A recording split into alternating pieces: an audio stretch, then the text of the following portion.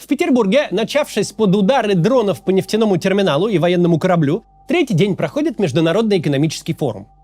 О мероприятии этом можно рассказать много отдельных анекдотов.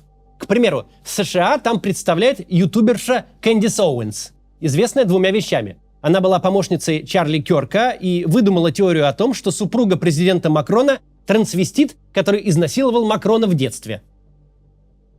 Но у этой особы есть американский паспорт, и этого достаточно, чтобы она стала почетным гостем и вызвала жадный интерес всех государственных СМИ. Или можно послушать главу Минцифры Максута Шадаева, который жестко высказался о блокировках. Одномоментно, без объяснений, лишают наших пользователей привычных сервисов. Говорит министр и не уезжает сразу в СИЗО. А это потому, что рассказ-то его о зловредном Apple, который удалил из App Store Messenger Max. Там было много от фестиваля безумия, но давайте сначала поговорим о том, почему приличное, в общем-то, мероприятие выродилось вот в такое. А затем о том, что на самом деле имели в виду сказать настоящие представители государства, которые там были, начиная с Путина. Только прежде чем начнем, традиционно напомню. По ссылке в описании собраны способы обхода блокировок, а еще гайд, как настроить собственный VPN. Если же вам нужен готовый VPN-сервис, присмотритесь к VPN Liberty. Он стабильно в топе нашего рейтинга. Мы каждый день все это дело проверяем и актуализируем. Ну, в общем, вот, теперь к ролику.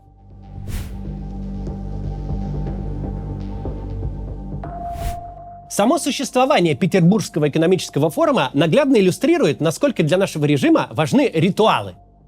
ПМФ – это натурально живой памятник России, который нет уже как минимум 4 года. Памятник России, для которой крайне важно было интегрироваться во внешний мир, преимущественно в западный. Даже после аннексии Крыма и первых санкций на ПМФ приезжали важные персоны. Ученые, дипломаты, действующие и отставные мировые лидеры, главы корпораций, такие-сякие селебрити. Люди, принимающие решения, и лидеры мнений. Не стоит переоценивать практическую пользу таких тусовок. Вообще, в какой бы то ни было стране, где бы они ни проходили. Обычно по итогам форума организаторы отчитываются о миллиардных контрактах и о стратегических партнерствах на десятки лет, о новых рынках и направлениях. Вот только 90% этих соглашений сугубо церемониальные. Это какие-то там соглашения о намерениях, которые ни на что в будущем особо не влияют. По большей части такого рода мероприятия представляют собой исключительно упражнения в болтологии, но при этом они отнюдь не бессмысленны. Ведь важные люди могут там познакомиться, пообщаться, потусить на бесконечных светских попойках. И потом уже заключают реальные контракты, инвестируют реальные деньги и все такое прочее.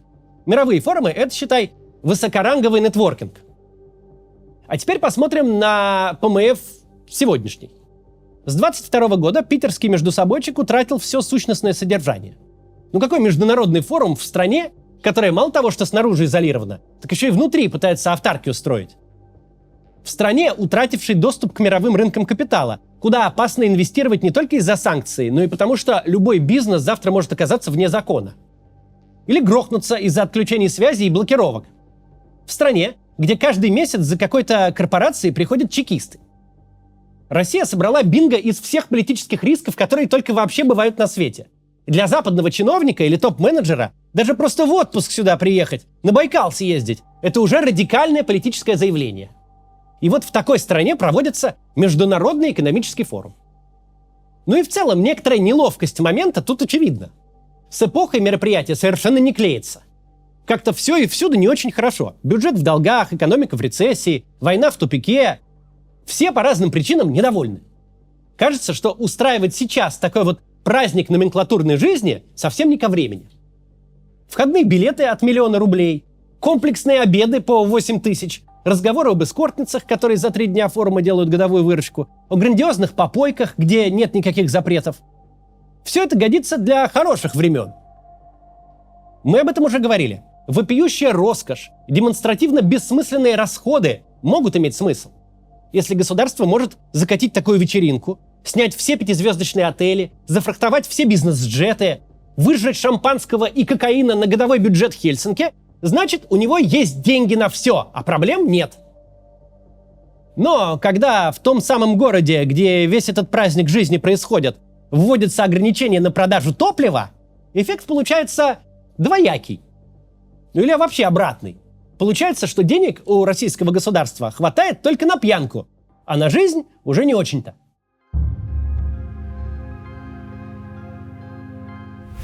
Мероприятие это пафосное сейчас ни ко времени, ни к месту и ни в кассу.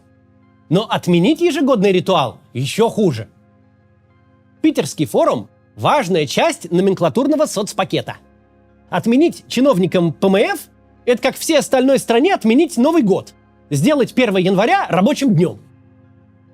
Слетать бизнес-классом в Питер, пожить в Гельвеции, получив жирные командировочные на представительские расходы и полный all-inclusive, побывать на всех закрытых тусовках. Это все для обычного регионального замминистра не комар чихнул, а важная составляющая статуса. Показатель принадлежности к правящей номенклатуре. Не надо забывать и другую сторону вопроса. Часто мы слышим о ПМФ как о профессиональном празднике всех эскортниц Центральной России. Это значит, что многие участники форума едут именно за такого рода развлечениями. А лишать важных для государства людей желаемого досуга в стрессовый момент – идея не очень хорошая. Кроме того, отмена регулярного ритуала – это признание проблем. Это что ж получается? 30 лет, начиная с тех самых лихих 90-х, вы свой экономический форум могли проводить. И неважно, кризис на дворе, дефолт или нефть по $12. Во время чеченских войн проводили, в первые годы войны с Украиной проводили, а тут вдруг не можете. Такое чувство, будто у вас что-то случилось, будто вы с чем-то не справляетесь. Куда ж такое годится? Отменять не получается. Сейчас быстро прервемся тут на рекламу и сейчас продолжим. История учит нас понимать, почему мир стал таким, какой он есть. Почему появился Международный суд? Зачем создавали ООН? Как вышло, что в демократической новой России укрепилась диктатура? На все эти вопросы историки отвечали не раз. Но проблема в том, что через их труды бывает сложно продраться. Книги по истории редко можно назвать легким чтением. Поэтому мы решили создать собственные учебники, где сложные исторические процессы рассказаны интересно и простым языком. Где есть красивые и, что важно, корректные иллюстрации. Такие, чтобы каждый разворот хотелось рассматривать. Мы сосредоточились сейчас на двух периодах. Во-первых, на истории новой России. Ее события влияют и на нашу жизнь до сих пор. Если вы хотите разобраться, как приходила экономическая реформа, какие были альтернативы, как победа Ельцина в 93-м создала предпосылки для появления путинской автократии и диктатуры, и как эта самая автократия формировалась, тогда покупайте книгу «История новой России». Второй же период, по сути, сформировал все современное мироустройство. И он коснулся почти каждой российской семьи, советской семьи еще. Это Вторая мировая война. Событий там очень много, поэтому мы решили сделать серию книг, чтобы дать полное представление о произошедшем. Сейчас вы можете приобрести первый том из этой серии. Там рассказано о причинах Второй мировой и о том, как она началась. Как повлияли Версальский договор и мировой кризис, что привело Гитлера к власти. Второй том выйдет в этом году, я надеюсь. Его печать мы частично финансируем с продаж первого тиража. Так что, если хотите поддержать наш проект, покупайте книгу. Еще можно пожертвование сделать. Важный момент. Покупать мои книги в России законно. Вы ничего не нарушаете. Качество у обеих книг отличное. Они могут стать хорошим подарком и украсить интерьер. А еще у нас в магазине есть мерч. Можете вместе с книгой купить, например, худи с надписью «До завтра». Моим почерком. Кривоватым. Ну, ладно, нормальным почерком. Ссылка на наш магазин в описании. Спасибо, что смотрите рекламу. Она позволяет каналу оставаться независимым. Продолжаем. Мы говорили о том, что питерский форум сейчас совсем не в кассу, а при этом отменить его никак нельзя. Но нам-то это мероприятие интересно в плане содержания. На нем присутствуют говорящие чиновники, которым дозволено говорить или которые могут, умеют, хотят, в общем, говорящие чиновники. А также главы госкомпаний, олигархи и приравненные к ним граждане. Все они там с удовольствием высказываются, иногда даже спорят друг с другом, из чего можно понять, какие настроения у них там в кабинетах царят и что они думают о будущем. Если подводить черту подо всем, что в этом году наговорили, то смысл таков. Конца войны больше никто не ждет. Ожидание нормализации жизни, которая полностью захватила наших управленцев в прошлом году и которая звучала на форуме прошлогоднем, испарилась без остатка. Из выступления Владимира Путина на втором дне форума абсолютно очевидно стало в очередной раз, что у него совершенно своя война. У него не того рода война, которую надо как-то бы побыстрее свернуть. У него война, которую нужно победоносно продолжать. Никакого позиционного тупика, никаких киллзон, никакого разрушения логистики у Путина нет. У Путина войска наступают по всем направлениям, а Украина теряет по 40 тысяч человек в день. И каждый же день теряет территории. О прилетах по России Путин в курсе. Но это просто прорываются некоторые дроны, которые Украине поставляют, конечно же, западные спонсоры. А в остальном Россию, мол, надежно защищает аж ПВО. Путин видит войну лишь по картам начальника генштаба Герасимова и пересказывает их публике. Зет-военкоры и прочие граждане, которые каждый день вопиют: «Неужели же Верховный не понимает, как на самом деле обстоят дела?» Вот они могут расслабиться. Путин понимает, что лично у него все хорошо. Да, Путин оговорился, мол, готов договариваться с Украиной на условиях Анкориджа, что, видимо, послужило каким-то заочным ответом на письмо Владимира Зеленского. Напомню, встреча с Трампом в Анкоридже вообще-то закончилась так. Путин прямым текстом сказал, что договариваться не собирается. Мы, говорит, можем договориться об окончании войны, но только под условие о том, чтобы ее не заканчивать. Коротко говоря, именно вот в этом речь Путина тогда и заключалась. Угадывая настроение Путина, опытный в этих делах православный олигарх Малафеев представил на форуме сценарии будущего России, разделенные на инерционный, плохой и хороший. По содержанию этих сценариев понятно, что готовились они не для публики, а для единственного зрителя. В 2 из 3 сценариев, в инерционном и плохом, война так или иначе заканчивается. В инерционном к 2036 году война с Украиной заморожена. Предпосылок для быстрой победы нет. Наступает новая гонка вооружений. В результате чего, мол, к 2050-му наступит гегемония США и Китая, контроль со стороны западного искусственного интеллекта и усиление угрозы гибели России в войне. Плохой сценарий предполагает, что к тому же 2036 году случится поражение в войне с Украиной и вступление той в НАТО. Начнутся войны в Южной Осетии и Приднестровье, суверенитет России сохранится лишь в урезанном виде, что к тому же 2050-му приведет к полной колонизации России, однополярному миру и военному блоку на базе ЕС. Единственный позитивный сценарий в презентации Малафеева предполагает применение ядерного оружия, полный захват Украины с превращением той в буферное славянское государство. Тогда, мол, наступит искомый биполярный мир, где Россия обеспечивает мировую безопасность и справедливость, доминируя в собственном макрорегионе Евразии и формируя триединый русский народ. Такие дела. Да, до завтра. Да. Чтобы этого идеала достичь, Малафеев предлагает программу, которую ни с чем не сравнишь, кроме как с политикой красных кхмеров в Камбодже 70-х. Он предлагает раскрутить по винтикам цивилизацию в России. Среди наилучших действий указаны девестернизация, создание культа семьи и новой конституции, а также, главное, расселение городов. Если послушать эту панель Малафеева с участием Дугина и других подобных персонажей, которые рассуждают о ядерной войне как о позитивном сценарии для России, может сложиться впечатление, что мы имеем дело с глубоко нездоровыми ментально людьми. Но это не так. Настоящих буйных в тех кругах нет. Малафеев и компания сходят с ума в очень продуманном направлении. Они разговаривают не с нами, они говорят с Путиным и прекрасно понимают, что тот хочет услышать. А слышать он хочет, что в любых вариантах, кроме войны до победного, Россия гибнет. При всей кажущейся глупости Малафеев не был бы Малафеевым, если бы не умел улавливать, что там у Путина в голове булькает. Бесконечная война, отношение к городам как к зловредному пристанищу либералов, страх перед прогрессом и технологиями – это как раз основное содержание этого бульканья. Не надо спрашивать, понимает ли Путин, какой ущерб стране наносят блокировки в интернете и отключение связи. Все он понимает прекрасно и сознательно на это идет. В будущем Путина уже нет. Прогресс ему не нужен. Он для него опасен. Путин существует только здесь и сейчас, только в моменте своей бесконечной войны и хочет растянуть этот момент в вечность.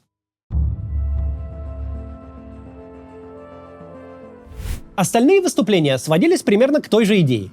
Российская номенклатура сама себе рассказывала, как будет жить в условиях бесконечной войны. Провальный шпион, высланный из Штатов еще в 2010-м, Андрей Безруков, который сейчас ходит в советниках у главы Роснефти Сечина, принес на ПМФ благую весть. Оказывается, Россия будет воевать 20 лет. В ней будет 2 воевавших поколения. Но это, мол, не проблема, не препятствие для развития экономики. Надо думать, именно такая идея теперь продается российскому начальству. Да, войне конца и края не видно. Ждать результата не нужно. Но мы же как-то пересидели при войне уже 4 года. Ну и еще 20 просидим. Где взять ресурсы еще на 20 лет, спикер не уточняет. Как сочетается с развитием экономики необходимость положить миллионов эдак 5 работоспособных мужчин, штурмуя все это время оставшуюся часть Донецкой области, тоже не говорит. Загадывать на 20 лет вообще очень удобно. 20 лет за пределами любых горизонтов планирования. Разговор о 20 годах позволяет не говорить о том, что в России будет гореть и взрываться прямо завтра. О том, где взять деньги на следующий год. Подобным же образом высказался и замглавы администрации президента, бывший министр экономического развития Максим Орешкин. Он призвал не ждать отмены санкций и возвращения к прежней норме. Надо, и главный тоже еще момент, надо не ждать, что что-то вернется старое, что отменятся санкции западных стран или что-то. Те изменения, которые происходят, они носят фундаментальный глобальный характер. И санкции, они не связаны с какими-то конкретными событиями. Они связаны с тем, как меняется мир. Поэтому не надо ждать, что что-то изменится, что что-то вернется, не вернется и не изменится. Все это мало напоминает форум, прошедший всего год назад, который почти целиком был посвящен одному вопросу. На каких условиях мы пустим обратно западные компании, которые уже скребутся в дверь, ожидая отмашки от Дональда Трампа. Сегодня же бывший министр экономического развития на форуме, который посвящен экономическому развитию и мировому вроде как сотрудничеству, прямым текстом говорит: Россия останется в изоляции навсегда. В том же духе, мол, все плохо и лучше не станет, но на самом деле все нормально, выступил и министр финансов Силуанов. Его выступление о росте налогов вообще очень трудно понять. Несмотря на 2 пакета налоговых изменений, налоги-то растут, и были риски того, что мы можем где-то перегнуть палку, но нет, не перегнули. Показатели исполнения бюджета за 5 месяцев об этом красноречиво, говорит, свидетельствуют. О чем свидетельствуют показатели бюджета? Вообще-то за первые 4 месяца дефицит, заложенный на весь год, уже превышен на 2 триллиона рублей. Поступления по всем основным налогам, включая НДС, снизились. А что значит не перегнули?